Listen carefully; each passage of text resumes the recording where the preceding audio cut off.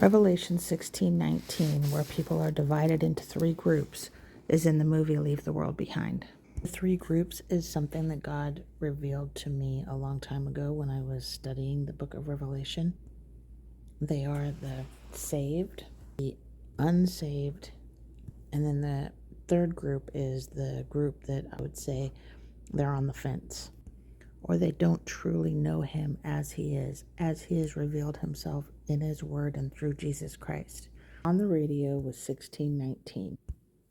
I mentioned it divides people into three groups. Here's Revelation 16:19. Now the great city was divided into three parts, and the cities of the nations fell. And great Babylon was remembered before God to give her the cup of the wine of the fierceness of his wrath. This three parts are the three groups. More on this third group, the ones that are on the fence.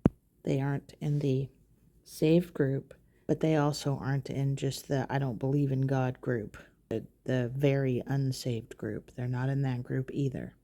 But either they don't know him as he is, and they've created their own image of him. And I don't mean like like a statue that they're worshiping. I just mean the version of God that they worship and serve is not as he has defined himself in his word and through Jesus Christ. We don't get to decide who he is based on what we like or don't like or whatever. Taking one verse out of context, he has revealed himself to be in his entirety. There is only one true God, and that's what I believe the third group is, or the seeking. I would call them the seekers. And let me just suggest that Revelation 13:14 is talking about this image that we make of God, or what we think is God. It says, and he deceives those who dwell on the earth by the signs which he was granted to do in the sight of the beast, telling those who dwell on the earth to make an image to the beast who was wounded by the sword and lived.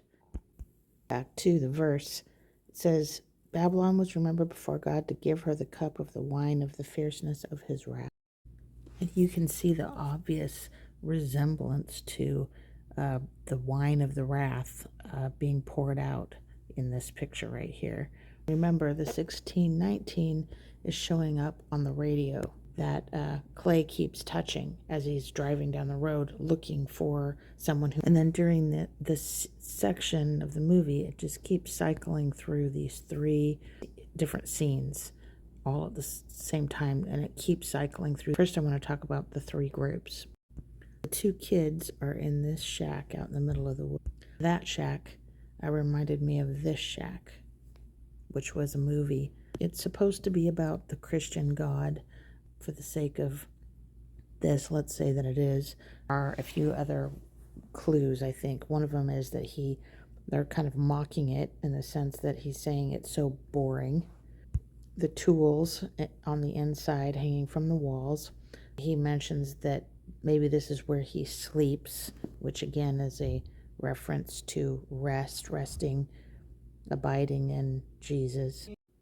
I think the biggest pointer is where the boy says maybe it's where he sleeps. Whoever made that impression. She asks who, and he says whoever made that impression. And he's talking about this impression.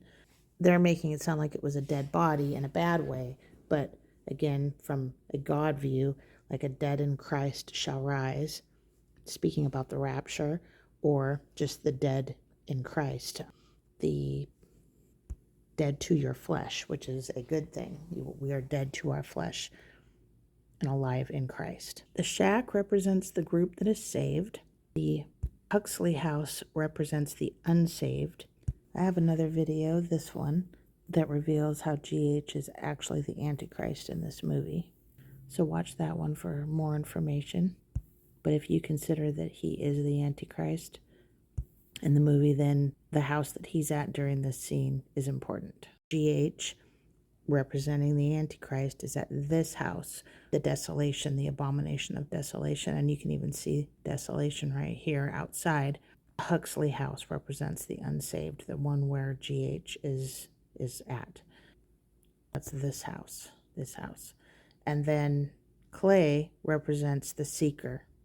He's driving along in his car, he's looking left, he's looking right, and he keeps touching the seek on his radio here. That's that seek. He keeps touching that. He asks the lady for help on the side of the road. He's going to look to see if he can find out any information.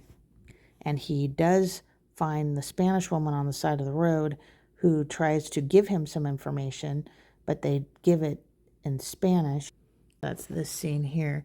She's speaking in Spanish. They don't give you any subtitles. He doesn't understand her, but she does actually have some information that was useful that he didn't get because he didn't understand what she was saying. And then he left her there, also showing that moral decision to leave her there, and then him feeling guilty about it as he's driving away. Let me just show how they cycle through these three scenes right here. Here's where he's leaving her there. And here's where they really show it cycling through. They skip from one to the other. And now they're showing the poured out from above. That red looks like wine being poured out from above. And it follows him down the road and is poured out on his car. It turns out to be red cards, but it looks like wine.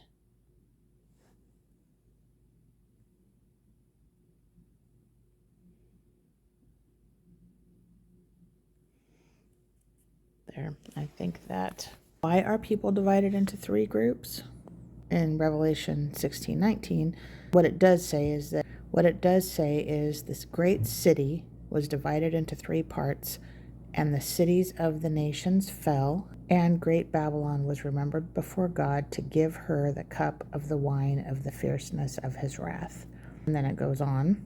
I think that what happens from that point forward depends on which of these groups you are in. If you are saved, some people believe that you'll be raptured before all of that, and I don't disagree with that. I just haven't taken a firm position on whether that happens, on when that happens.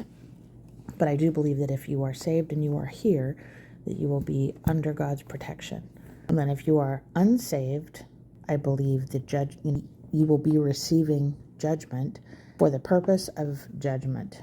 And then if you are in this seeker group, I think that those people will be receiving judgment to wake them up, to open their eyes, to allow them to have a second chance, in a sense, to recognize the times that we're in and to really seek God and seek him on his terms, and whatever that looks like for that person and specifically in their life.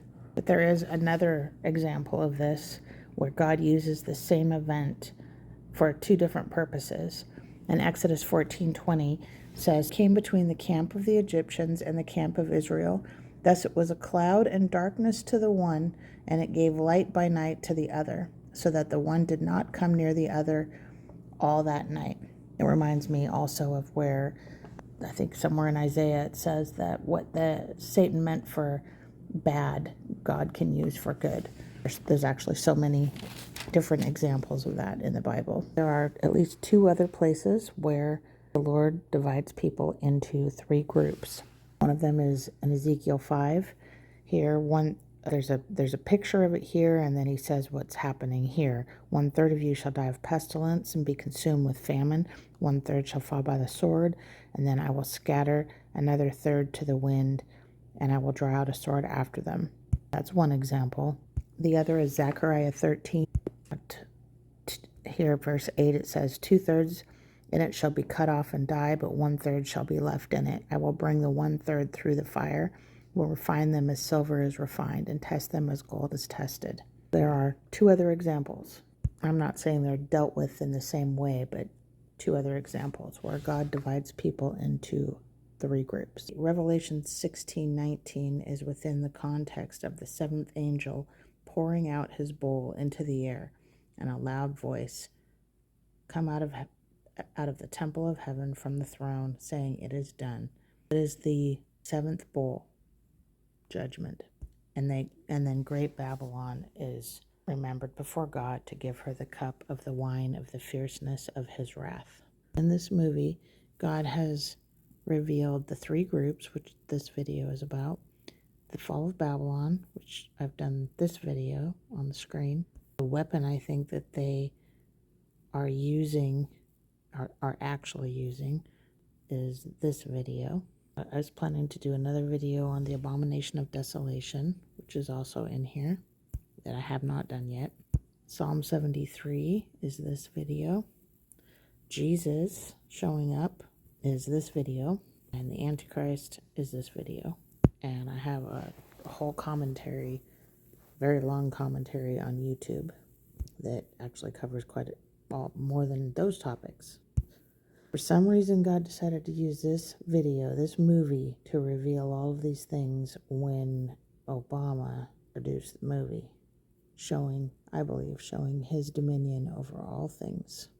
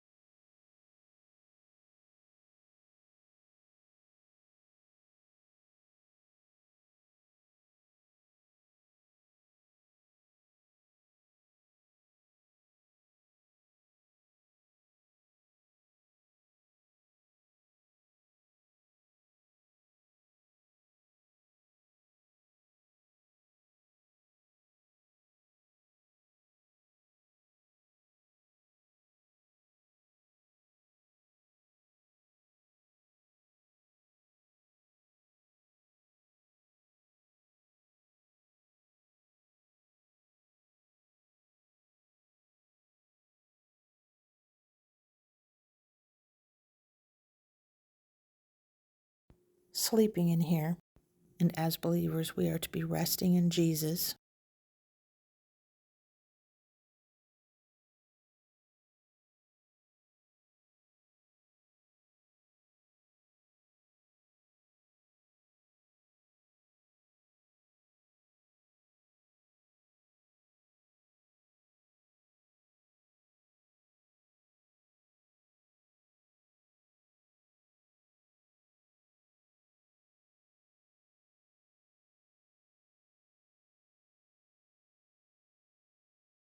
But we're looking at this from God's revelation, so I think